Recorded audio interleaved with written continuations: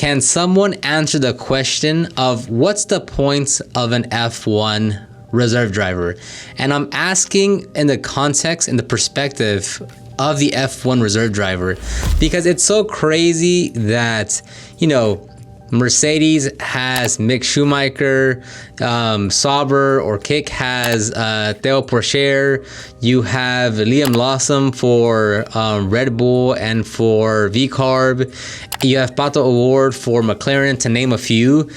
And, you know, if you look into the roles of an F1 reserve driver, it's typically to help the actual F1 drivers, you know, look at telemetry, look at data, and to help them out in whatever way they can, right? Maybe it's a lot of sim work, it's fine-tuning the car in the sim and passing that along to the actual car, and, you know, during qualifying or racing. And it, you know, the thing that sucks is the F1 reserve driver goes through all the same process of what an actual driver goes through, right? In terms of they're in all the briefings, they work out just as intensely.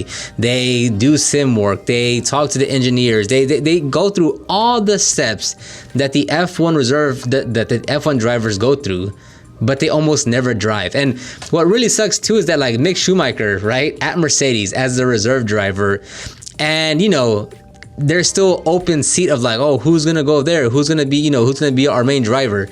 And you're just like, well, you know, Mickey's over there. Like, why is he not up for contention for that seat? And that's applicable everywhere, right? I mean, you know, like, and I'm not gonna go into too many details because I want to keep this video short.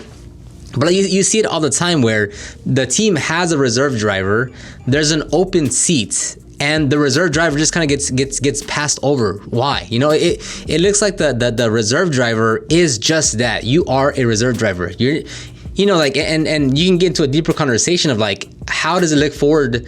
How does this look, you know, even 4 years from now for other F2 driver, right? Because the ladder of F4, F3, F2, and then into F1, the aspirations is to get into F1 for so many drivers, right?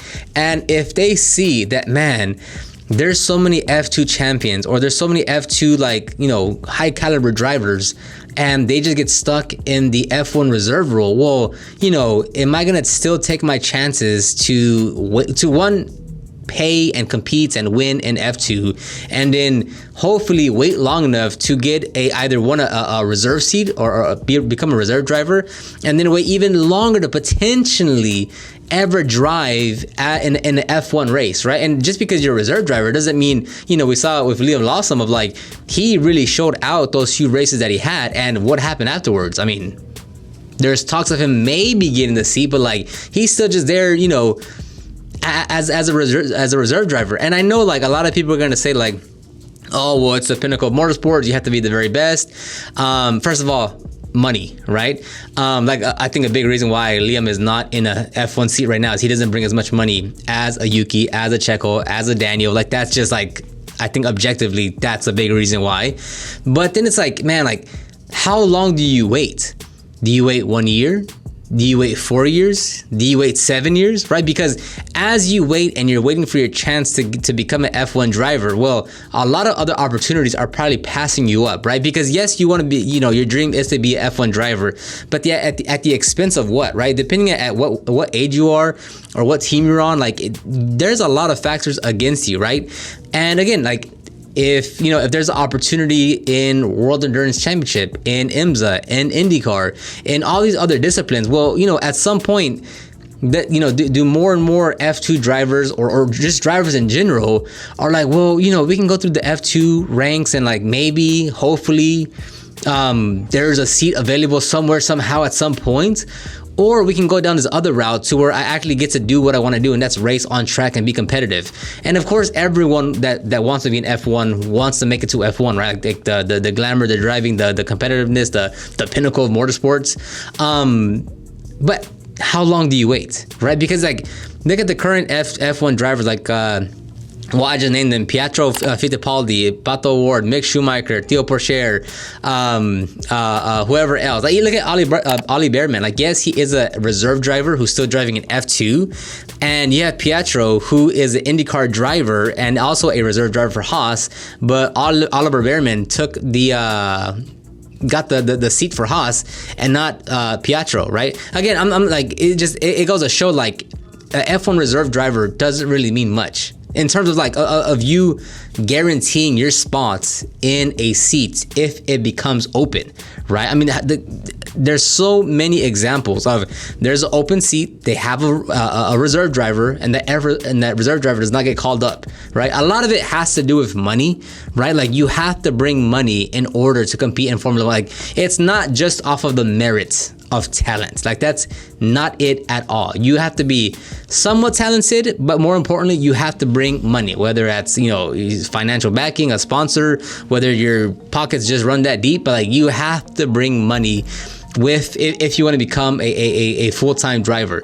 And unfortunately, like, you know, does that mean like at some point, like, you know, there's always talks of like, oh, well, maybe the F2 champion should be guaranteed a spot on the F1 grid, or maybe there should be another team dedicated to F2 champions where they get to develop in F1, and all these different comments of like, oh, here's what you should do, and here's how to make them more viable.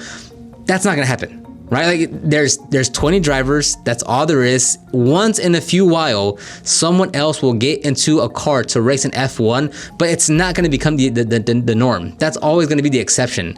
So for me, I made a video a while back of why more F2 drivers are going to IndyCar. But honestly, like if you know time is against you in F1 in terms of finding a seat, right? Let alone like actually competing and winning and getting the opportunity, you know, alone. But you know that you have time against you of like, oh, okay, yeah, you know, if I want to, you know, if I get to the point where I can become an F1 reserve driver, you know, maybe 2 to 4 years until like an opportunity actually opens. Well, in those 2 to 4 years, like you still have the silly season of drivers going back and forth between other teams. You have other F2 champions or other promising F1 reserve drivers that are also going to be in the mix. So even if you are there for so many years, you're not guaranteed anything, like at all. So that's why it's like, I wonder if at some point, like, you know, the FIM themselves would have to do something to, you know, because I mean, I'm only assuming that the F2 series is very lucrative to them, right? Because all those drivers are paying hundreds of thousands and millions of dollars to compete in that series, and I think that's a pretty good way to prop up the series to keep drivers incentivized to say, hey, this is the pathway to F1. But if more and more and more and more F2 drivers and F2 champions are not getting seats in F1, well, then it's kind of going to start crumpling the system. And again, if an IndyCar ride opens up, if a Formula E opens up, if a World Endurance Championship seat opens up, it's nowhere near to the level of what you get from Formula One in terms of money, in terms of publicity, in terms of audience, in terms of spectatorship, in terms of everything. But if you know you're gonna get paid for what you want to do, and that's race cars, and you know, you could be a World Endurance Championship driver and a Formula E driver, or you can be in IMSA and an IndyCar driver, or you can be in a World Endurance Championship and be a Formula E and maybe a few one-off IMSA drives or something, you know? So it's not anything, you know, aside from maybe MotoGP and NASCAR, the other series aren't going to pay you or give you the same amount of viewership as those other three, right? Everyone always wants to talk about how IndyCar and Formula One are so similar.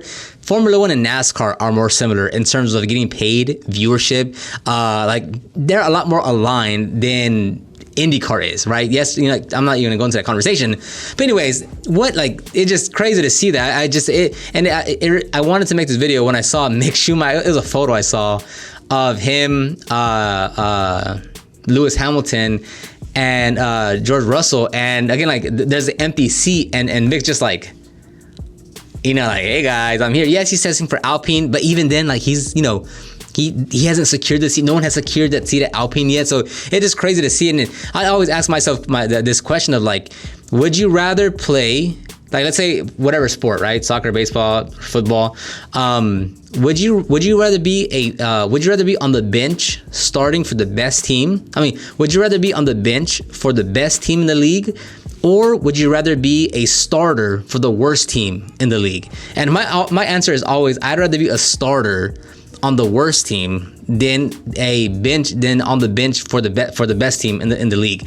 That's the way I look at it, because you know you actually want to play and show what you have, and actually contribute to the team, to the success, to the progression of that organization. Whereas, you know, if you're on the best team but you're on the bench, you do this little impact in the team, in the club, in the organization, because they're already great. Like, unless you are one in a million, in a billion players, you're not going to have much of an impact.